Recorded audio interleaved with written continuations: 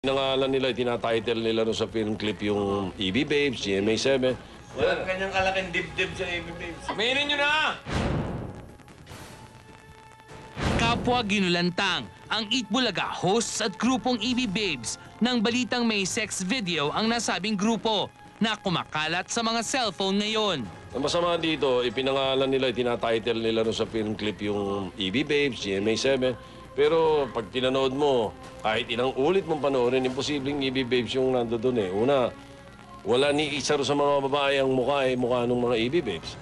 Mismong mga hosts ng Eat Bulaga ang nakapanood sa nasabing sex video kung saan may mga babaeng hindi pamilyar ang mga mukha sa kanila at panay ang pagsabi ng bad words sa isa't isa. Siguro, para magkaroon ng value yung clip. Oh, kasi ganyan niya para maraming manood. Pero kung tayo manonood eh. Curious. Pero hindi sila yan. Alam mo yung mga EB Babes, mga ano yan eh, para mga totay pa yan eh. Wala akong narinig nga diyang nag-curse. So, At dagdag pa nga ni Joey, walang kanyang kalaking dibdib sa EB Babes. Hindi po kami yan. Wala kami Wala kami mga flat-chested lang po kami. Wala kayong kilala dyan. Wala po. Kahit isa. Ano eh, mga arte nito, mga ano na eh, mga mukhang professionals. Ewan natin saan galing yun. Pero hindi sila yun. at para sagutin ang issue, live, EB Babes. Narito po ang flat-chested babes, mga kaibigan. At kasama po natin, alam nyo, hindi ko malam kung babatiin ko kayo ng congratulations dahil meron na kayong sexy video, no? Okay. Mga kaibigan, pakilala ko muna sa inyo.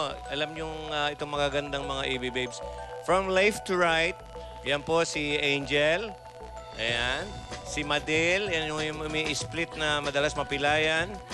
Si Joyce na niligawan ng isang aktor nung araw. Si Kim na girlfriend ng isang sikat na anak ng isang sikat na TV star dati. Si May, bata pa po yan. Si Merjen na nalilingting kung kani-kanino. Si Belle, ito ho, ang kamukha ni Maluchowa Pagar nung bata. Si Ann, yan, napakaganda po niyan. At siyempre pa si Lian. Ay, okay. Ito ngayon, anong reaksyon nung napanood? Anong reaksyon nyo talaga? Kasi hindi na namin pinakita, mga kaibigan. Minabuti na po namin hindi pakita yung video na... ito sa mga malilikot ang isip, maghalungkat na lang kayo. Pero nasasayang lang oras nyo. Mga ibang mga tao yun. Anong reaksyon nyo nung nakita nyo mismo yung video na pinangalanan? May title kasi, EB Babes GMA7 eh. Okay? Anong reaksyon nyo? Lian? Na-shock po kami. Sobrang nagulat po kami nung nakita namin yung video kasi parang sobrang, malaswa po siya. Hindi po maganda. Actually, hindi naman malaswa po. Gumanon lang yung isa. Gumanon. So, alam nyo na, parang hindi. Tapos binaba yung shorts ng isa. Ganon lang. Wala na. Tapos puro mura. Tsaka mga tawagan ng pangalan. Iba-ibang pangalan ang tinawag pero walang pangalan nila eh. Sayo Miggy. Ayun, merong nagbabanggit doon na Sayo Miggy tapos nagsasalita ng mga bad words. Wala naman pong Miggy, di ba po sa grupo po namin. Wala pong mukhang daga sa kanila, mga kaibigan. Ano ba, Miggy, Mickey? Miggy po. Miggy. Okay, so kahit kailan ba, hindi kayo... Kasi alam nyo, nangyayari sa barkada yan eh. Yun dahil sa nauso na cellphone na yan, nagbibiroan kayo, nagkukuhanan, umaming kayo. Kayo ba may mga gano'n na nagkukuhanan kayo? Wala po. Ikaw, Angel? Wala po. Wala pong ganun. At saka, iba po yung mga biruan namin, hindi po mga ganun. Kasi may mga respeto po kami sa isa't isa. Kasi mahilig kayo magbiruan, yan ang iingatan nyo.